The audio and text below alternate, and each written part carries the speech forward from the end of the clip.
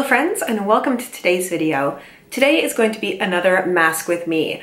And also I apologize if I'm squinting at all. It is incredibly bright out today and all the sun is reflecting off the snow, so it is bright, bright, bright. So if you've not watched one of my mask with me's before, the way this works is that I put on a face mask. This one is a 10-minute mask. I will also prompt you when to put on your 10-minute mask. I then take care of doing all the timing. We put on some relaxing spa type music, and I chat about stuff that has nothing to do with this mask or beauty or anything. What I've done today, because some of you guys seemed to enjoy this last time, was I looked up a list of intriguing questions to ask people, and I'll answer some of those during this video. So I am using the Nip and Fab Skin Glycolic Instant Fix Mask. I've done a review on this before. I will link it down below. It's a glycolic acid mask. It is surprisingly strong and potent. So I would say that if you don't usually use glycolic acid or lactic acid or something and you decide to try this, test it out first and use it for a minimal amount of time. 10 minutes is like the max you want to use this for, and I am going to look very red afterwards. So if I become red during this video, don't worry, the effects last like a number of hours and it just sort of provides almost like a peel for your face. That is what I'm going to do. So I'll apply this mask, you apply your mask, and pause the video here, and then we will get into our 10 minutes of chatting.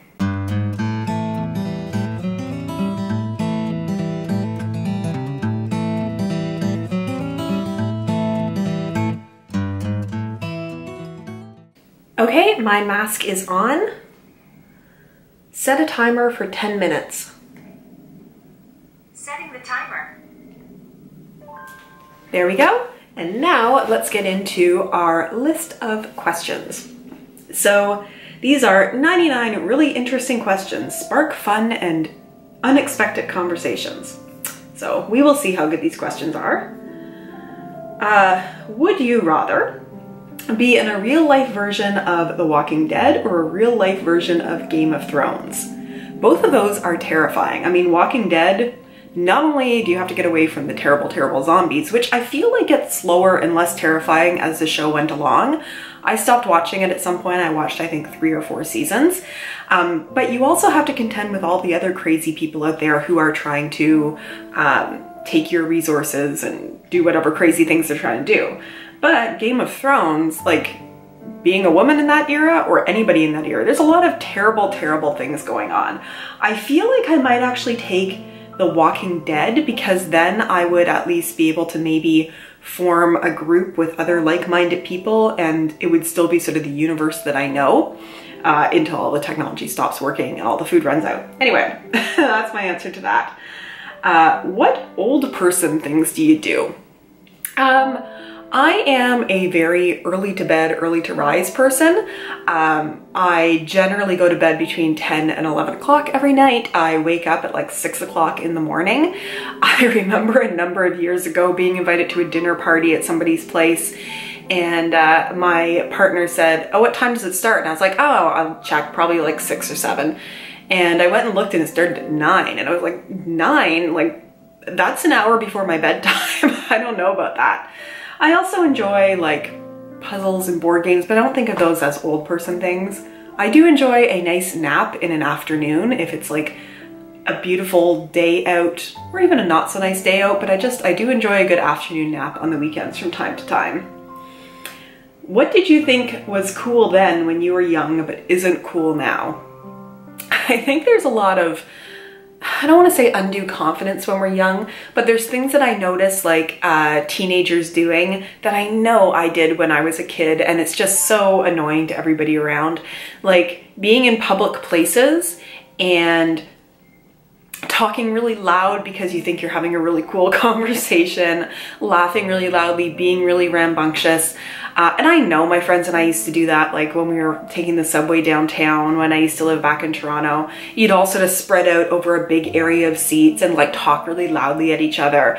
And I'm sure we thought we were super cool when we were young. And now when I see people do it, I kind of internally roll my eyes a little bit, but they'll get there. It's one of those youth kind of things.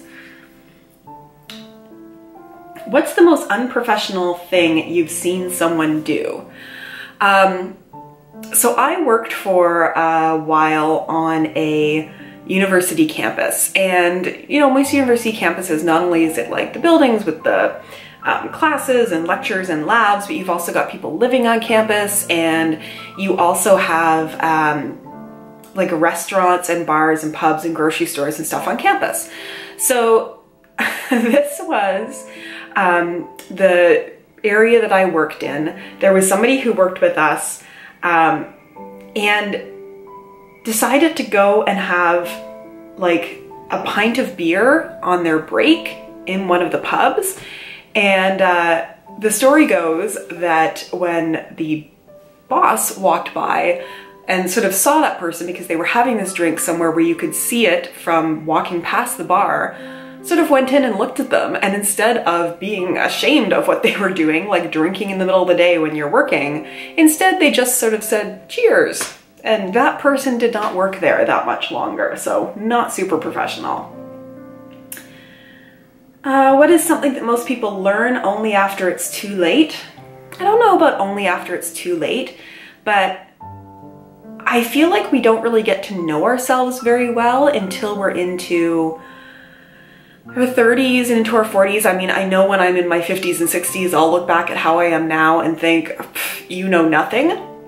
But a lot of the choices and like big decisions that we make in life, we're making when we're late teenagers. Like, you're expected to decide what you want to do for your life and go into university in a lot of cases when you're like 18. You know, people are often meeting people to marry in their early 20s, and you barely even know yourself at that point, let alone who you are, what you want your life to be, what you're looking for in a partner, what kind of partner you are yourself, or what kinds of skills you have or things you like doing. There's just a lot of pressure to understand everything about your life when you haven't really had any life experience yet. So that's something that I think people don't really know. I wouldn't say it's until too late, but it's kind of odd how we expect people to make decisions so early in their lives. Which of your personality traits has been the most useful? I think I'm generally a pretty calm person. Sometimes in my personal life, I'll get worked up about things, but in my professional life, I can be very calm. And I think I can also be very reasonable talking other people through things if they are maybe not in such a calm state. So I think that's been a pretty useful trait. If Mars was livable, would you accept a one-way ticket there? I would not. I don't say I don't like change, but I tend to enjoy my routines and being set in my ways. So I'm a little bit more of a homebody than I am a going out and having a crazy big adventure kind of person. What's a movie you can practically quote from start to finish? The first one that pops to mind is Mean Girls. Like, I know I'm above the age demographic for that movie, even when it first came out, but I just think it is so well written and so hilarious. The movie Heathers, which was more of my age demographic when it came out. And also, like, a lot of stuff in Trainspotting. It's not quite as quotable, but I saw that movie a lot when I was younger. What's one pet peeve of yours that you wish you could get rid of because it hampers your enjoyment of life? So, I don't want to self-diagnose myself, but I feel like I have a very, very, very minuscule, tiny little bit of like OCD, and not in the sense of keeping everything clean, like that sort of thing, or repeating things over and over again. But I tend to get certain things stuck in my mind as being like good luck things, and then I get anxious if I can't recreate that. So let me give you an example.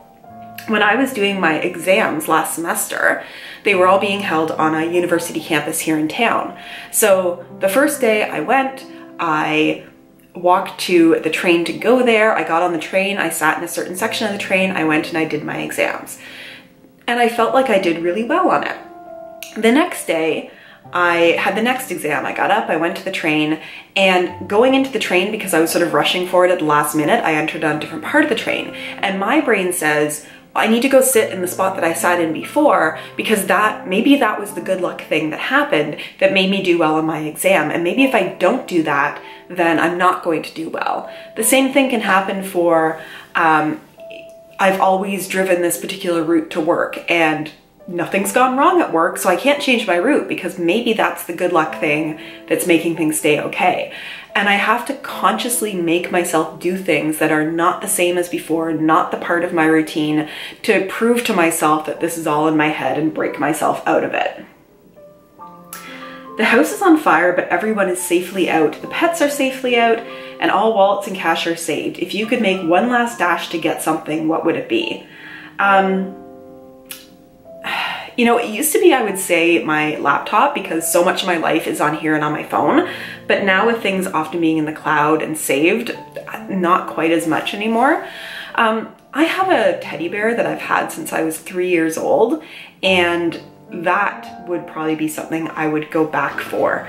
I actually had a point in my life when I was going through a breakup situation where my ex, who was not in a very good place, was coming back to, had moved out of our shared home, but was coming back to our shared home to pick up some items.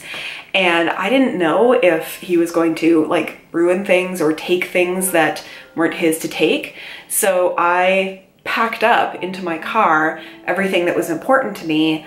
Not a lot, but everything that was important to me. So it was interesting. I really got to understand at that point what was valuable and what wasn't. It was my computer, it was my teddy bear, it was some photo albums, it was some handwritten cookbooks from my grandmother, and I think my knife set, because I'm really attached to my knife set. But it really made me realize the few things that couldn't be replaced in my life, and honestly the knife set could have been, but it makes you take stock of the things that are important and the things that aren't. And there is our 10-minute timer done. I hope you enjoyed this video. These are actually some pretty fun questions to answer.